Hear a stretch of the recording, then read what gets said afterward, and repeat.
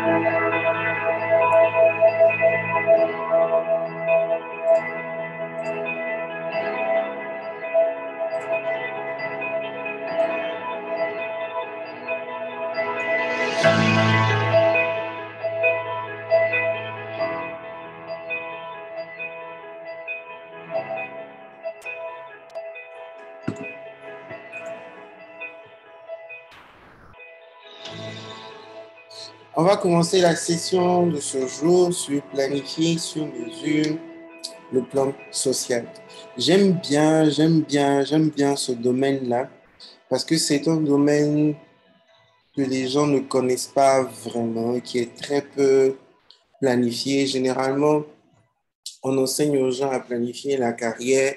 On sait qu'on veut l'argent un peu plus de notre patron. Ça, c'est la chose qu'on sait le plus. On veut plus d'argent pour acheter une jolie Mazda, une jolie Range Rover, prendre soin des personnes qu'on aime. On sait qu'il faut lire un peu, donc on connaît un peu le plan mental. Et le quatrième domaine qui est plus ou moins connu, c'est le plan physique. On sait qu'il faut faire du sport. Donc, on n'a pas vraiment une connaissance de ce que c'est que planifier, non seulement sur mesure, mais surtout de planifier des domaines comme le social, l'amoureux, qui sont des domaines qu'on ne prend pas en compte. Donc, aujourd'hui, on va parler de comment planifier sur mesure le plan social. Vous avez des questions en commentaire sans hésitation. La première chose que je vais faire, c'est de faire un rappel.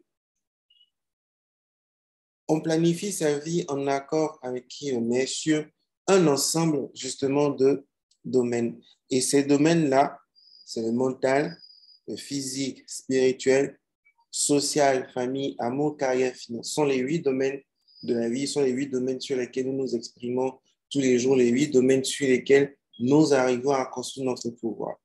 Donc, quand on parle de pouvoir, pour rappel, il y a des domaines dans lesquels nous sommes naturellement actifs du fait des activités qui nous inspirent naturellement, qui forment le taléa. Donc, on peut avoir une personne qui va activer 2 sur 8, 3 sur 8, 4 sur 8, 5 sur 8, 7 sur 8 ou encore 8 sur 8. Donc, ce qui fait en fait les différentes structures de pouvoir. Plus une personne va activer des domaines de la vie, plus cette personne paraît stable. Moins cette personne active le domaine de la vie, plus elle paraît fragile et quand le vent vient, paf, le vent part avec cette personne-là. Donc, ce sont les structures de pouvoir. C'est très important que vous puissiez vous rappeler, il y a des vidéos précédentes dont vous pouvez en profiter. N'hésitez absolument pas à les regarder. Elles sont offertes, disponibles pour vous. Elles vont vous permettre d'avoir les bases nécessaires pour suivre justement un peu plus en profondeur ce que c'est que planifier le plan social. Ensuite, la première question qu'on va se poser, c'est qu'est-ce que c'est que le leadership? Quand on parle de social, le premier élément qui vient, c'est la notion de leadership, parce qu'on est en interaction avec des amis, en interaction avec des collègues, en interaction avec toute la sociologie. Et cette interaction avec toute la sociologie nous ramène à une notion fondamentale qui est le leadership. Et qu'est-ce que c'est que le leadership? Dites-moi en commentaire, c'est quoi pour vous le leadership? On va avoir une ou deux réponses en commentaire.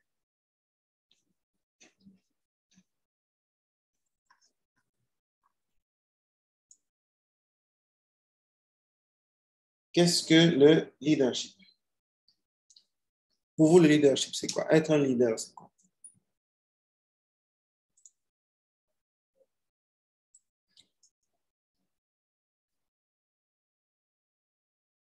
Donc, une réponse, être un leader, c'est savoir s'affirmer. OK. Est-ce qu'on a une autre réponse?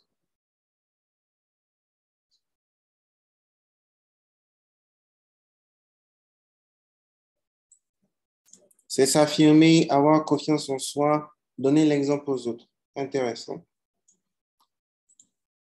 Alors, il y a vraiment, faut que ce soit clair. Le leadership, c'est pas s'élever, prendre la parole sur les pupitres et puis raconter tout ce qu'on a envie de raconter à tout le monde. Non, c'est pas ça le leadership.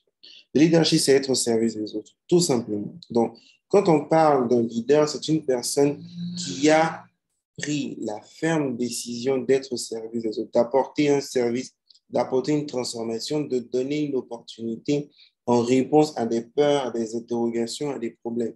C'est ça le leadership et rien d'autre.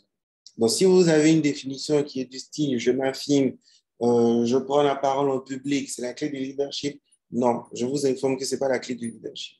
La clé du leadership, c'est être au service des autres. On prend la parole parce qu'on veut apporter quelque chose aux autres.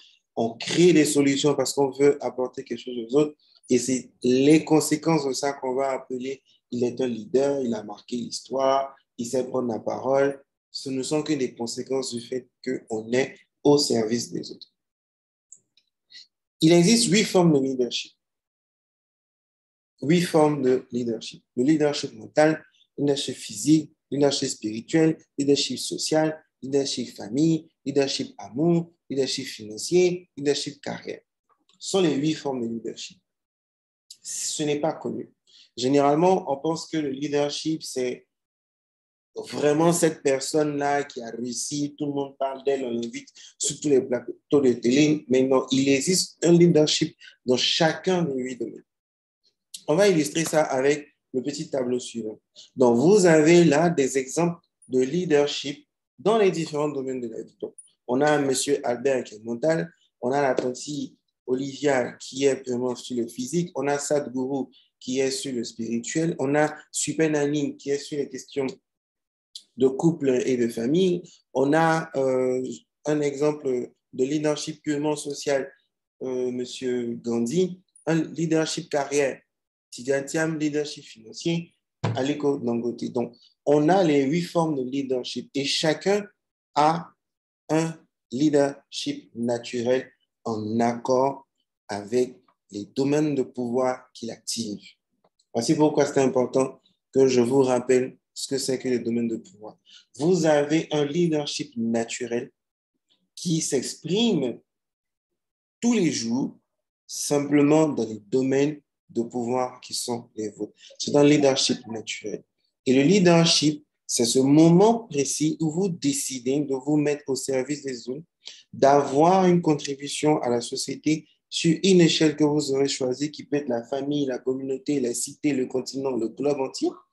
Et c'est à partir de ce moment que vous commencez à exprimer votre leadership.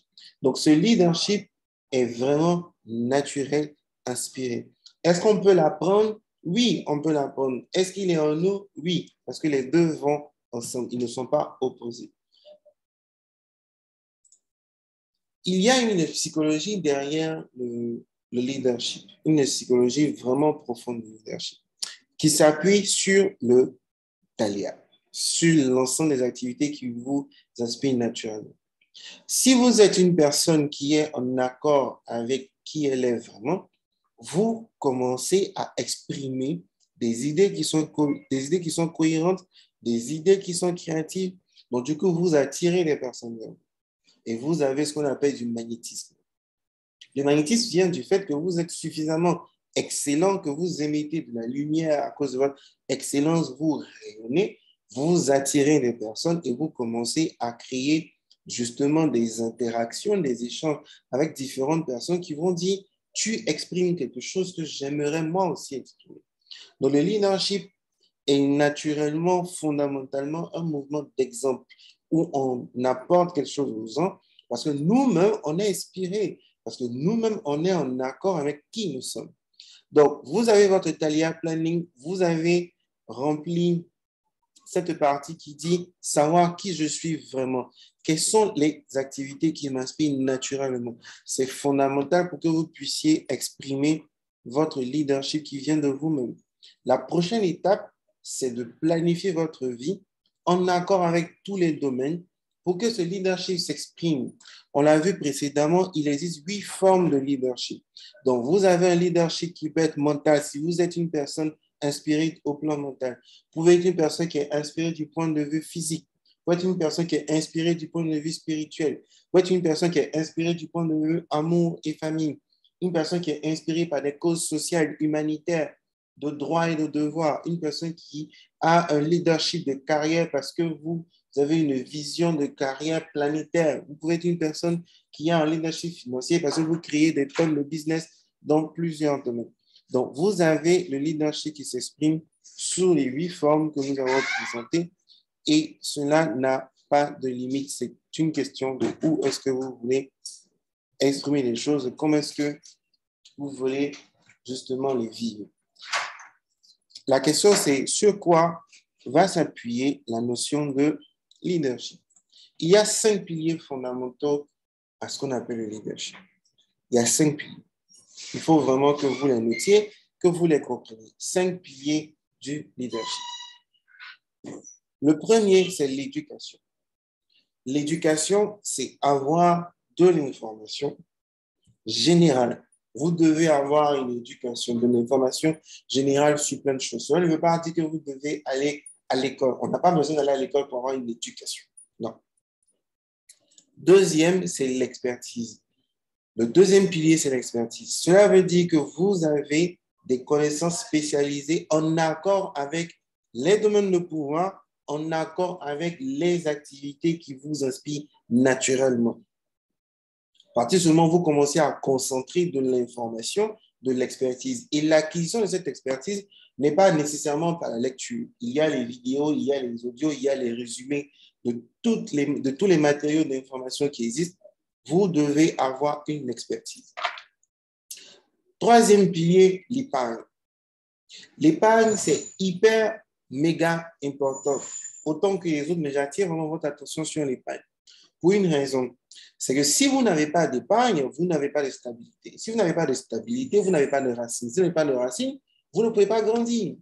Donc, vous devez avoir une épargne. On va en parler en profondeur quand on va traiter la question de planifier sur mesure le domaine financier. Mais l'épargne est fondamentale à l'expression du leadership. Vous ne pouvez pas avoir de leadership si vous êtes une personne qui perd sa créativité, qui perd son inspiration parce qu'elle est préoccupée par des questions de survie. vous ne pouvez pas avoir de leadership. Dans le troisième pilier, l'épargne. Quatrième pilier, l'énergie. Si vous êtes tout le temps fatigué, si vous n'avez pas une bonne condition physique, il va être difficile d'exprimer votre leadership. Je ne suis pas en train de dire qu'une personne handicapée ne peut pas exprimer le leadership. Non, ce n'est pas le cas. On ne parle pas d'un handicap physique, on parle de votre énergie. Donc, même si vous avez une forme d'handicap, ce n'est en rien un frein à l'expression justement de votre leadership. On parle des 5 piliers qui permettent d'exprimer le leadership. On ne parle pas de votre condition physique, on parle de votre énergie, de votre vitalité. Vous devez avoir une énergie constante que vous arrivez à exploiter jour après jour pour produire beaucoup de choses. Et le cinquième pilier, c'est l'efficacité. Ça veut dire que vous devez apprendre à faire mieux ce que vous avez fait hier. Vous devez apprendre à faire en un temps record ce que vous avez fait hier. Vous devez apprendre de nouvelles méthodes, de nouveaux processus qui vous permettent de faire encore mieux ce que vous avez l'habitude de faire. Donc, on a les 5 piliers. On va les reprendre. Premier pilier, l'éducation. Pilier 2, l'expertise. Pilier 3, l'épargne. Pilier 4, l'énergie. Pilier 5, l'efficacité. Ce sont les 5 piliers du leadership. Toute personne que vous allez rencontrer, que vous considérez comme un leader, vous allez vous rendre compte en fait que ces 5 piliers sont actifs dans sa vie. Que cette personne exprime une cohérence sur l'ensemble de ces 5 piliers qui permettent justement de faire éclore votre leadership. Le frein numéro 1 à l'expression du leadership s'appelle la peur.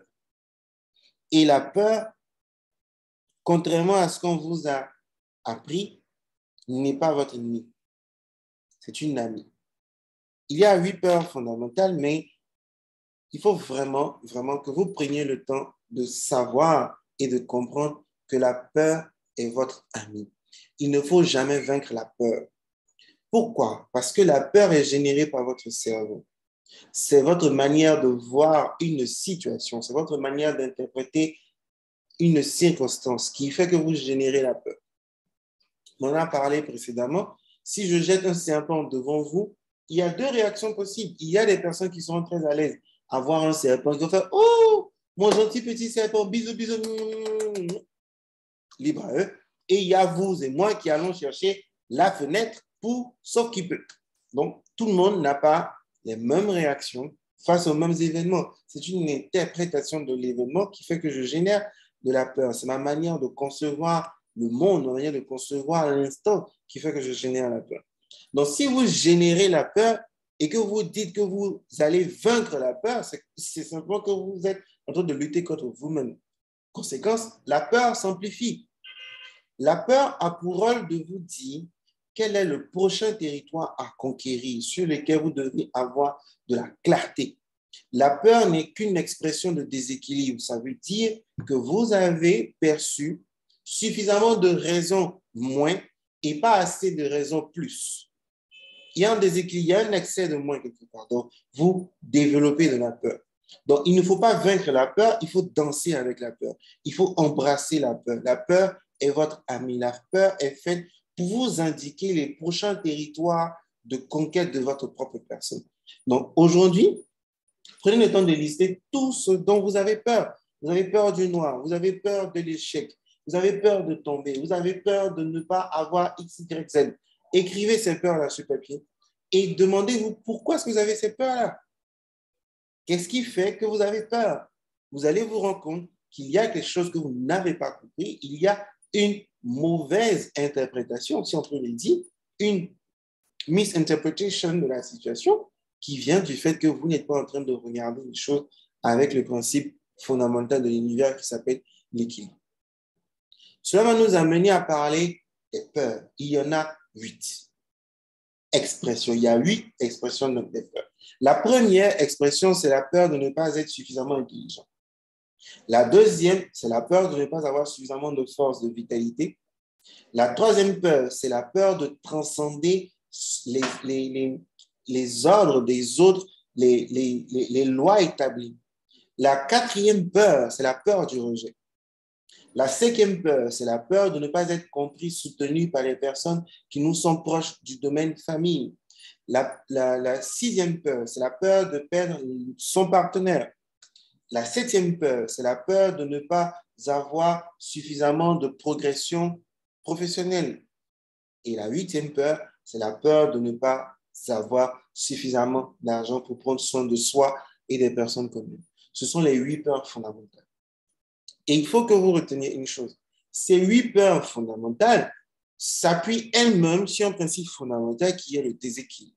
Cela veut dire que dans l'un de ces domaines ou sur l'ensemble de ces 8 domaines, j'ai une interprétation déséquilibrée de la situation. Je ne suis pas en train de regarder les choses pour ce qu'elles sont vraiment. Je les interprète sur la base de ce que j'ai vécu. La peur est une émotion de projection. Donc, vous ne pouvez pas avoir peur de ce que vous ignorez. Vous avez peur parce que vous avez vécu de manière directe ou indirecte quelque chose et vous projetez dans le futur que cela va se produire. Et puisque vous êtes dans le futur, cela veut dire que vous avez laissé quelque chose dans le passé qui s'appelle culpabilité. Donc, toute peur a pour bon ami une forme de culpabilité qui se cache quelque part. Et ce sont les deux extrémités de l'élastique. Plus vous tirez sur la peur, plus vous tirez sur la culpabilité, vous tirez sur l'élastique, un matin, ça fait pop et ça vous fait mal. Parce que vous avez tiré sur les deux polarités à l'extrême.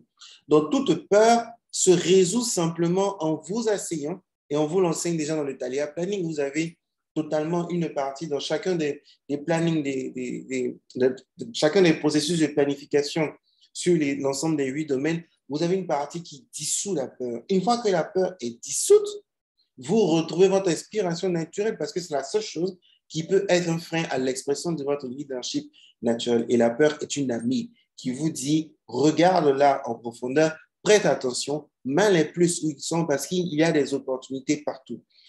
Le lotus pousse dans la boue et on fait de jolis pots avec de la boue. Tout est une question d'interprétation et de ce que vous allez décider d'en faire. Vous pouvez tirer des opportunités de tout. Si vous prenez le temps de suivre le processus qui vous permet de dissoudre les peurs tel qu'il est enseigné dans le Thalia Planning. Les 3 lois du leadership inspiré. 3 lois du leadership inspiré. La première loi, c'est la loi de l'échange. La deuxième loi, c'est la loi de la priorité. Et la troisième loi, c'est la loi du service. Si vous ne respectez pas ces 3 lois, bye bye à votre leadership inspiré, vous serez en train de suivre les autres derrière pour leur dire, montre-moi comment faire. Ça ne vient pas de vous-même. Vous n'avez pas une clarté sur ce que vous exprimez et vous serez tout le temps en train de prendre des conseils pour exprimer votre leadership. Non, votre leadership vient de l'intérieur. On ne vous a pas demandé pardon pour que vous puissiez faire les 4 pattes, que vous ayez envie d'attraper la poignée et que vous criez derrière tout le monde pour dire ne me laissez pas toute seule pendant que vous avez une couche. Non, on ne vous a pas demandé pardon pour ça. C'est naturel. Donc, les 3 lois du leadership inspiré disent que si tu ne respectes pas l'échange, il y a un problème. Si tu ne respectes pas la priorité, il y a un problème. Si tu ne respectes pas le service, tu as un problème. Ces 3 lois sont très, très interconnectées, en vrai. Mais on les découpe ainsi pour pouvoir les expliquer. La loi de l'échange dit, si j'ai quelque chose qui vaut 3 et qu'une autre personne m'offre quelque chose qui vaut 3, il y a un échange. Mais si c'est quelque chose qui vaut 3 et je donne ça pour la valeur de 2, je serai automatiquement sanctionné pour le déséquilibre que j'ai créé dans l'échange, dans l'interaction. Donc, il faut que vous gardiez vraiment en tête l'équilibre dans vos échanges. C'est très important. Vous avez un produit qui vaut 2000 francs parce que vous avez peur, parce que vous êtes en état de déséquilibre, vous allez l'offrir à 1000 francs. Vous créez un déséquilibre dans la loi de l'échange et vous allez le payer par les dettes, par les circonstances qui vont venir vous aider à être malade, par le stress, et l'ensemble des 8 domaines vont prendre un coup, d'une manière ou d'une autre. On le voit même en business, dans une entreprise, rien n'échappe à la loi de l'échange. Vous créez un déséquilibre dans l'échange, vous apprenez ce qu'on appelle la pauvreté. La pauvreté, c'est simplement la persistance du déséquilibre dans l'échange. Rien d'autre. Deuxième point, c'est la loi de la priorité. Priorité veut dire one, un. Tout ne peut pas être prioritaire. La priorité n'a de sens que dans l'instant T. Quelle est ma priorité de l'instant? Vous pouvez avoir des urgences. Dans ces urgences, il y a une priorité. Quelle est ma priorité de l'instant? Quelle est l'action qui, si elle n'est pas exécutée, va naturellement influencer l'exécution de l'ensemble des autres tâches, de l'ensemble des autres choses que j'ai à faire? Donc, la loi de la priorité. Chaque jour, vous devez vous lever avec la priorité du jour. Et si la priorité n'est pas exécutée, cela veut dire que vous avez exécuté des choses qui sont totalement en bas et vous aurez le résultat de ce qui est en bas au lieu d'avoir ce qui est en haut. Au lieu d'avoir ce qui est A, B, C, D, vous allez vous retrouver avec les W, les WZ là-bas. Et vous ne vous plaignez pas que vous n'ayez pas de résultat. C'est tout à fait normal. Si vous trahissez la loi de la priorité, automatiquement, votre niveau de productivité prend un coup. Si votre niveau de productivité prend un coup, vos relations sociales prendront le coup. Si vos relations sociales prendront le coup, famille prend le coup. Si famille prend le coup, santé prend le coup. Si santé prend le coup, l'argent prend le coup. Parce que vous allez devoir maintenant investir l'argent pour vous soigner, pour récupérer tout ce que vous avez perdu en haut parce que vous avez trahi la loi de la priorité. Et troisième loi, c'est la loi du service. Être au service des autres ne peut pas se faire avec des attentes. Les attentes ne sont faites que pour être répondues par des entités sociales telles que les entreprises. Ça n'existe pas dans les rapports individuels. Quand on dit qu'on est au service, cela veut dire que je t'écoute, que je comprends ce dont tu as vraiment besoin et je t'apporte la meilleure réponse que je puisse concevoir, imaginer à l'instant T. C'est ça la loi du service. Si vous respectez la loi du service, vous aurez naturellement des personnes qui seront elles-mêmes à votre service parce que vous aurez apporté une lumière à leur vie, vous aurez apporté un éclat à leur vie, vous aurez apporté une étincelle à leur vie et votre leadership ne fera que s'exprimer et grandir. Les gens viendront naturellement vers vous et les gens vont vous reconnaître comme un expert, comme une personne qui a le droit de s'exprimer sur le sujet où vous démontrez de l'inspiration, de l'excellence. Donc, ça sont les trois lois inspirées pour avoir un leadership inspiré. Un élément ou deux éléments qui sont fondamentaux pour le leadership, c'est la vision et la mission. Si vous n'avez pas de vision, si vous n'avez pas de mission, vous serez dans la motivation et non dans l'inspiration. Toutes ces personnes qui sont capables de se tenir devant vous, qui sont capables de dire non à certaines circonstances, qui sont capables de dire oui à certaines circonstances, ne comptent pas sur leurs épaules pour faire tout ce qu'elles font.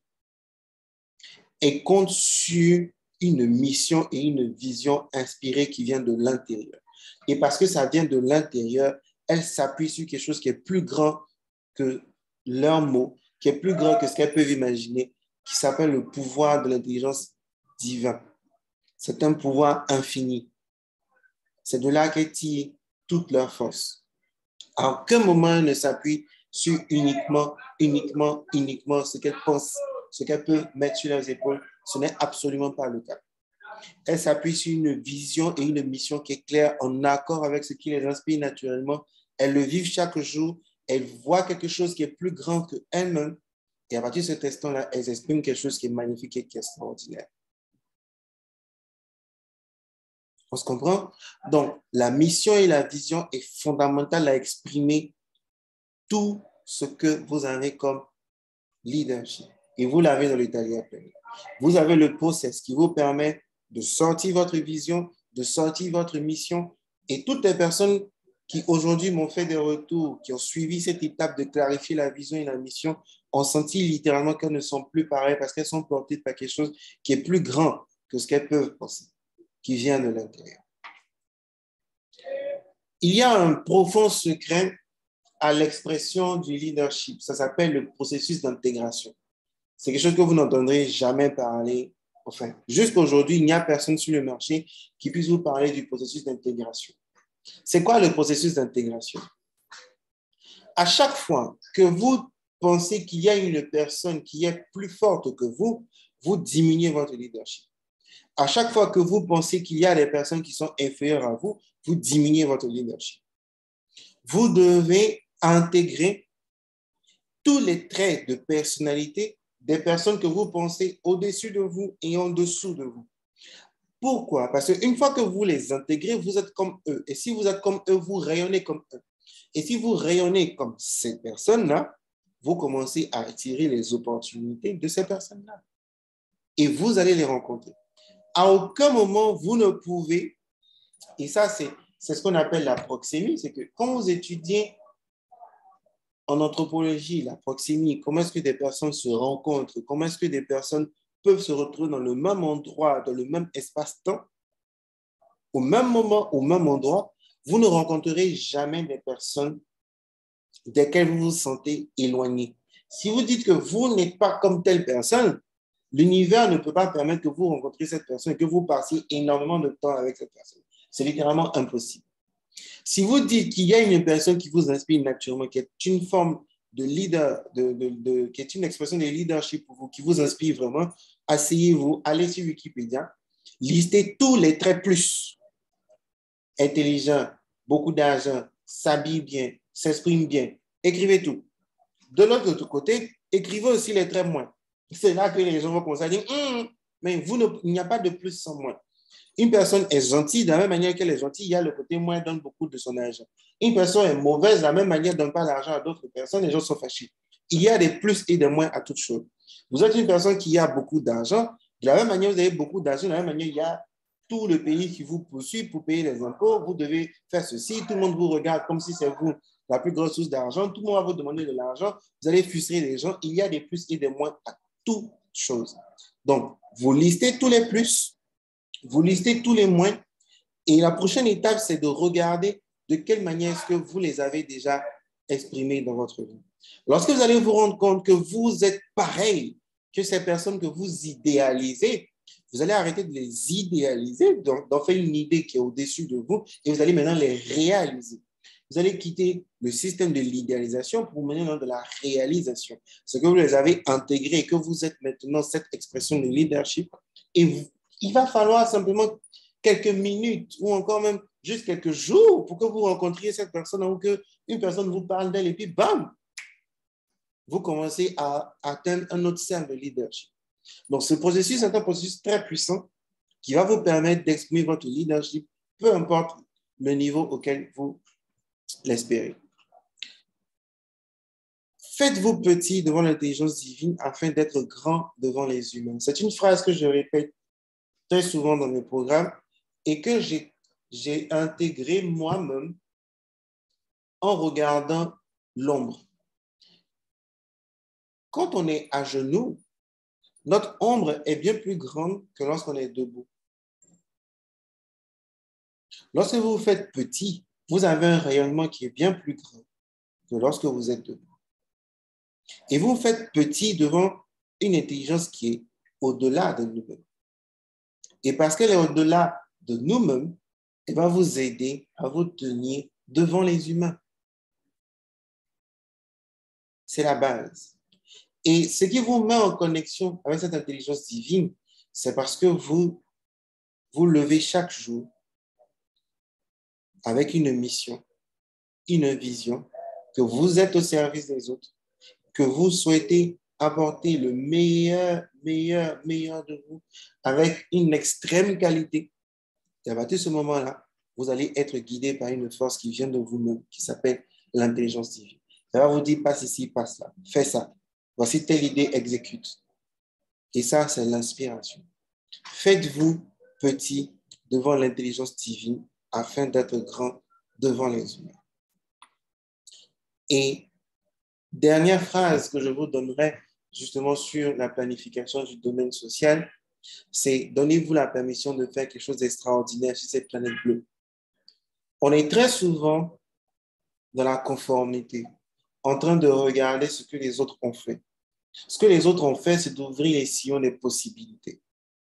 Notre mission à nous, c'est de nous appuyer sur ce qu'ils ont fait pour pousser encore plus.